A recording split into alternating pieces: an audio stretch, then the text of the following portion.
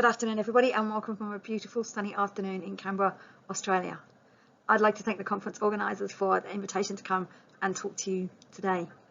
My name is Dr. Sally Kelty. I am a criminologist and also an organisational psychologist. So you might be thinking, why have we got an organisational psychologist at a forensic science conference? I've come to talk to you today about how organisations can put strategies in place that may assist in reducing the risk of stress within digital forensics teams. The research that I'm going to talk about today is not just myself. Here's my team. I have Emma and Carly who work with me at the University of Canberra, and Mr. Nathan Green, some of you may know, is the officer in charge of the digital forensics team at the Australian Federal Police. So today we're going to start talking about what this term means and what is organisational stress, and we're also going to have a discussion about why should I, as a digital forensics person, be interested in stress-related factors. Policing, and including forensic science and including forensic scientists and practitioners who work within policing and private policing agencies, are routinely and frequently exposed to challenging and harrowing incidents involving personal crime, interpersonal crime, and it can be in person or it can be what's called secondary exposure, which is often what digital forensics teams experience, which is digital imagery and actually so seeing and hearing things in real time or post-event of various crimes or criminal activity. Occupational stress itself is a phenomenon, and we will talk about what the kind of symptoms and what occupational stress is in a few slides time, but it has very, very high associated costs with it. The costs are financially and personally to both the person, also to their family, to their colleagues and their teams that they work with, and also for the organisations. Somebody who goes off on personal injury or a stress leave, in Australia we call it a Comcare claim. Most Comcare claims are over $1 million. It also in reality takes up to 6 years or more to develop the skills of a digital forensics and also other types of forensic scientists. So you are highly skilled practitioners, and trying to avoid managing stresses is a good thing when we look at the actual implications, just financially from a pure economic perspective, but also from a very, very deeply personal perspective. When people are exposed to high stress occupations and start to develop things like job strain and burnout, this is associated with poorer decision making. It's also associated with creating low mental reasoning, which means abstract reasoning, being able to think outside the square, being able to think on your feet really fast, to be able to observe things in real time or post-event. It actually impacts on your ability to actually do your work well. So when people are suffering from occupational stress, they cannot mentally bring their A game to work, which has an impact on their team and has an impact on the police investigations that are going on. Workplace stress is also highly related to absenteeism, high turnover, very, very high unsafe use of substances, mostly alcohol. It's also involved in people wanting to take early retirement, quitting, and high intentions to quit. And it also, that creates low morale within teams. It's also related to premature death and creates a lot of tension outside of work. It's very, very highly related to what we call marital disharmony. So high levels of marital conflict. I'm not talking about physical conflict, but mostly mental conflict. Stress and burnout in digital forensics. First of all, I wanted to point out that the World Health Organization has become more and more concerned with how organizations manage the stress within their workers. In Australia, Lifeline did some research and looked at levels of suicide and found that 20% of all suicides in Australia are linked to work-related stress. We don't actually know the rates of occupational stress or job-related job stress, if you like, in digital forensics teams within Australia, but we do know that in the US, some larger studies have looked at it, finding around about 44.4% of not just digital forensic scientists, but forensic scientists in general, including digital forensics teams, say that they feel some kind of pressure created from the work, often from what they see and have to cope with on the job on a daily basis. What they say is that they feel tension within themselves, and often to relieve or how to cope, they will drink at unsafe levels. Of these 44% who say that they drink at unsafe levels to deal and cope with the experiences and the things that they are experienced to and exposed to in the work, only around 10% of these scientists said that they would get professional help to look at better ways of coping rather than turning to excessive and unsafe alcohol use. They report of these 44% that say that they have experienced difficulties when they come home from work. The most common symptoms that they report is difficulty sleeping at night, so difficulty actually getting to sleep, and when they wake up they don't feel rested. Well, earlier I was talking to you about the level of cognition within digital forensics. If you don't sleep well, this affects your ability to have a really sharp cognition and to be able to think on your feet and to use abstract reasoning and also to be able to concentrate for long periods of time. So sleep is really important, and one of the things that stress does is actually impacts the quality of your sleep. So some people may report that they have difficulty getting to sleep. Others say, no, I get to sleep very well, but the sleep is disturbed. And when they wake up, they don't feel refreshed. This will have an impact on most people. I put at the bottom of this slide, this is some very, very recent research. Starting around about 2014, there's been some targeted research on stress within digital forensics teams. So I've put some references there for you, and primarily they are building a body of evidence that looks at the high-risk nature of the work and optimal coping strategies within individuals. So today's presentation is I have been looking at occupational stress factors. I've been teasing apart, there are two factors to what we call job stress. So there are personal factors and social factors, and a lot of the research deals with personal and social factors. So these are the impacts of job-related stress for people and how people cope with it. Then there's a second thing, which is the organizational factors. And these are things that work does that create stress for people. In the research, a lot of the stress that's caused by organization and management practice, if you like, isn't actually talked about. So what I'm going to talk to you about today is what is it that organizations and management can do to reduce stress risk within their organization. I said that there were two different factors. One is the individual level factor, which is things like personal factors, which involves your own personal level of stress and your own personal level of felt anxiety. Sleeping problems we mentioned. And then there's this thing called adaptive and maladaptive coping strategies. So adaptive strategies seem to be people in high risk occupations find, for example, they create a work-life balance. They have lots of hobbies. They have different things that they do, creative outlets that actually help them manage the experiences of working within a high-risk occupation. Maladaptive coping strategies are mostly alcohol use, but we're talking about unsafe alcohol use, many glasses of wine, bottle of wine per night or more, and high levels of unsafe, which leads to physical ailments, liver disease, etc. Now, the social factors that create stress within people are the strength of your relationship. If you have a poor relationship, that can create stress. If your home environment is unstable, if you don't have work-life balance, and you don't have or don't get downtime. These are the kind of social factors outside work that when you bring job stress home don't help. Now we're going to move on to what we call occupational stress and the workplace factors, which is what we're going to be talking about. Now, this is what's called this idea about occupational stress has levels where it starts with this concept called job strain, which is where the demands placed on the person exceed their capacity to function at work properly. If job strain goes on for too long and it's poorly managed, it can lead to what's called burnout. And burnout in people, it's a term that gets thrown around a lot, but actual burnout quite serious and severe, but it's not secondary or post-traumatic stress that people talk about. Burnout is related to cynicism and this high intention to quit. And it's also where the person disengages from work. So you'll experience people putting their work down, not so interested in performing, not so interested in being part of the team.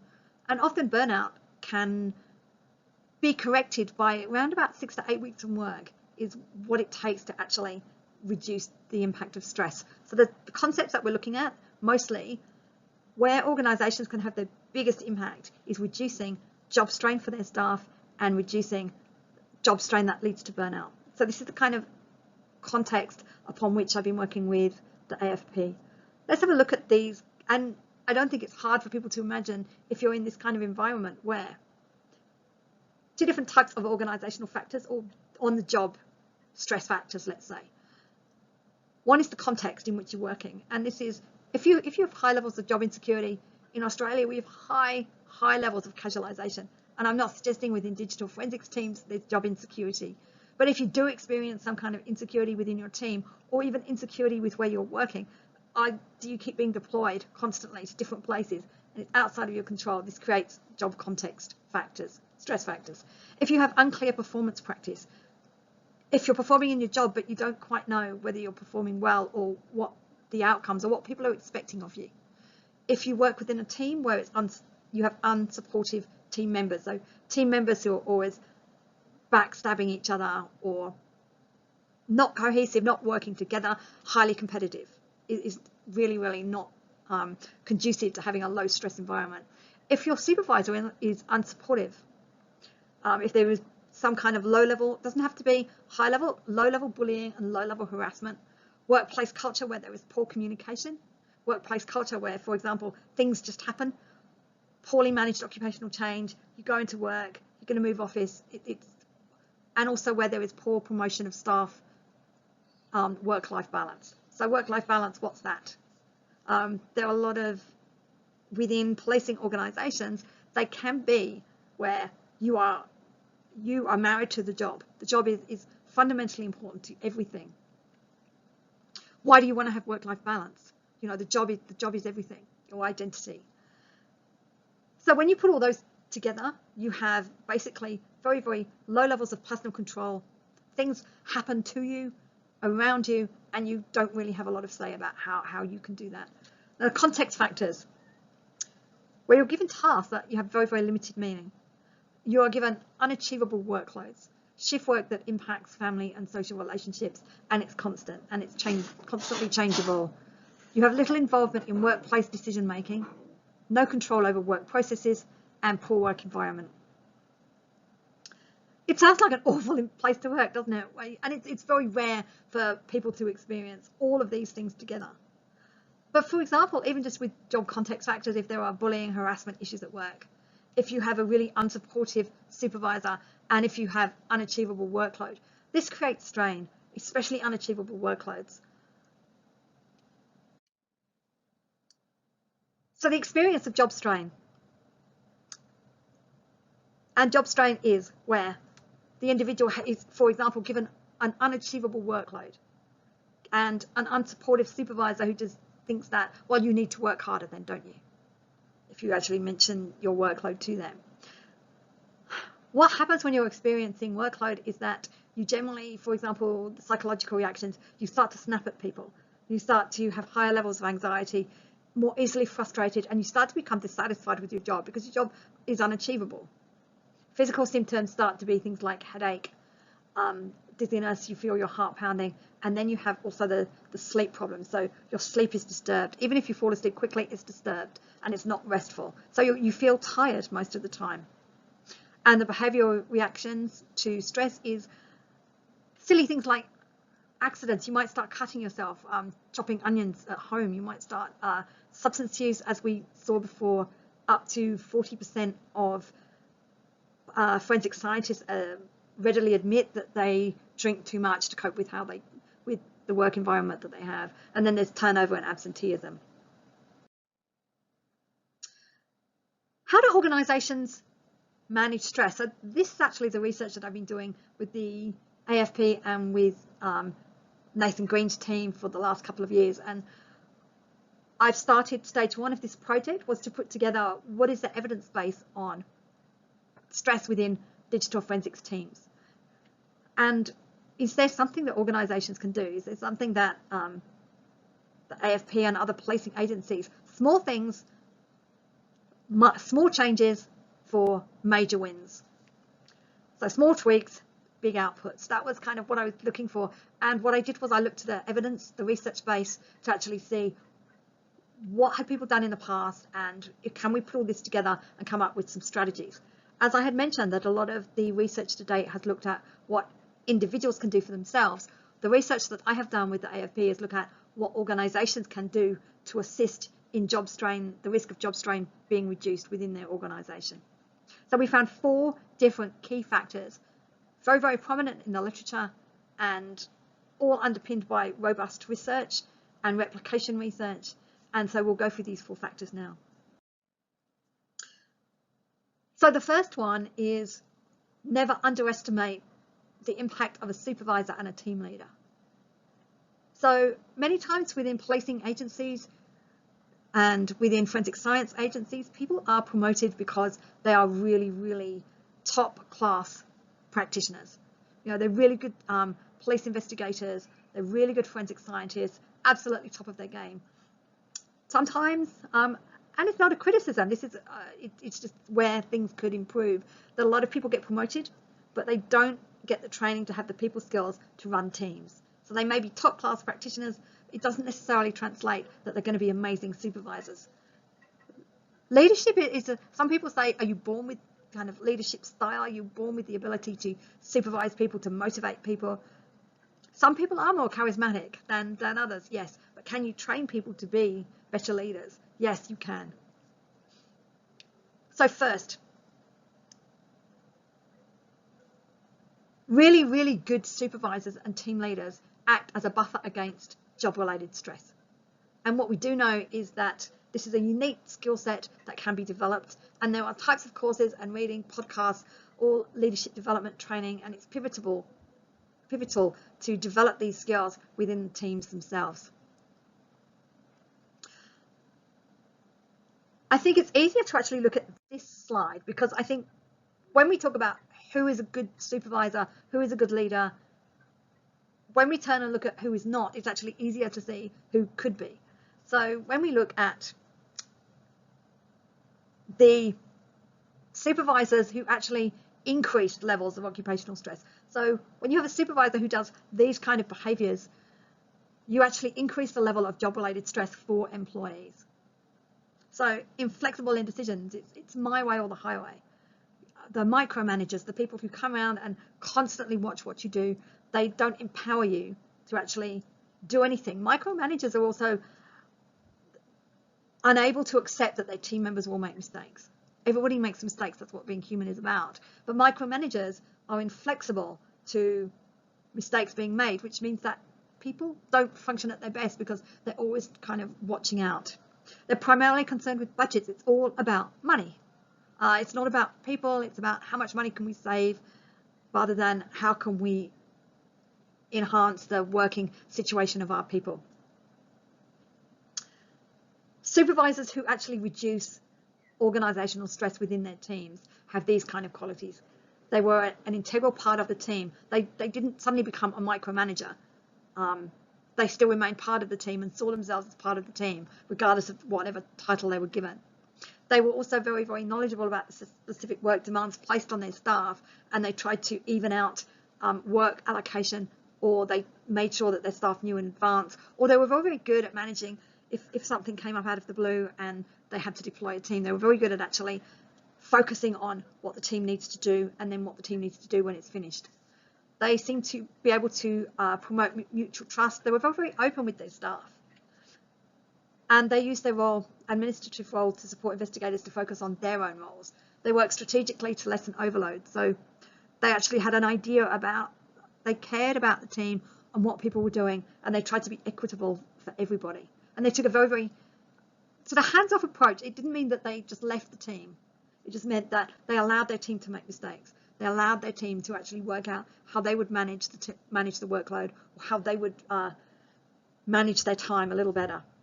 And often what they would do is they would give staff a task and then just leave the staff to use their own expertise to actually get the stuff done. They also took a very, very strict line about mandatory psychological appointments. So people, once they had experienced something that was quite harrowing, debriefing was a good idea. So in these teams with supportive team leaders who reduced occupational stress, being able to be part of a team where there has been an incident or an investigation that has been quite harrowing. For many of you, let's just say a child exploitation case. It's okay to admit that within these teams that it was just awful, that what happened to the children was awful. And it was okay to say that. In teams where occupational stress is enhanced, it's not okay to be able to say that. They don't allow for debriefing within their own teams. Effective work environments. This is really interesting because mostly around the world, we've got tightening budgets. We've got, in many countries, the ability to purchase equipment has reduced, the ability for agencies, and a lot of R&D money has disappeared through sort of government budget cuts, not even organisational budget cuts. The evidence around the physical space. So within the research, within digital forensics teams, where they say that there are factors within where they work that decrease the job-related stress that they feel, and that is they need to have a place where productivity occurs, but also where camaraderie occurs. They need tea rooms and they need spaces where they can go in and debrief. We all know that police and forensic scientists use black humour as a way to deal with certain situations and their caseloads and certain things within cases. What's happening in a lot of offices is this idea of open plan offices and rotating staff, the rotating desk situation, where people don't actually have a desk anymore. You just go in, it's all open plan space. And the idea behind this was to actually encourage people, especially within forensic science labs, for digital forensics people to meet DNA people and crime scene examiners and to work as a holistic place. But what that's actually created is, and that's a great thing, silos within forensic science is not a good thing. But not having a space to debrief is also not a good thing. So future direction for most organisations is ask their staff, is this workplace fit for purpose or not? Have we actually talked to people before we change the work environment, or what do people need to work well? So is it the type of exposure that creates the stress? And so we don't know. So what we need to do is have a look at the types of an analysis, looking at patterns within workers' injury claims, look at patterns within, does the injury claim level actually relate to different types of exposure or to differing forms of material, or does it not matter? Some people will just be prone regardless of what they look at, regardless of the duration or the type.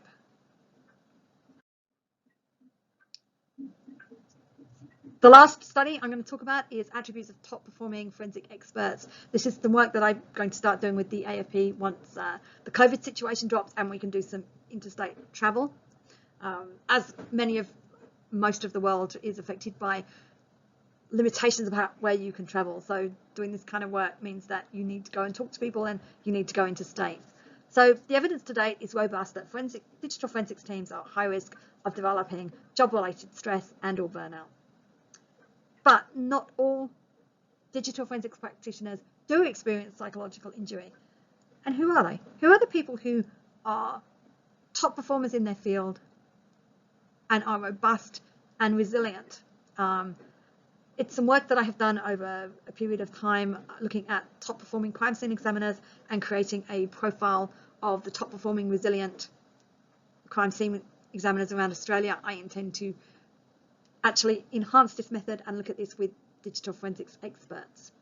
I'm also hoping to present this work at the IF's conference in 2023 in Sydney. I just want to thank the Australian Federal Police and the Forensic Services for funding this project upon which I'm working. The field work with the digital forensics teams will start when we can. And as I said, I'm going to try and present this work at EFSIN 2023. Does anybody have any questions for me at this point?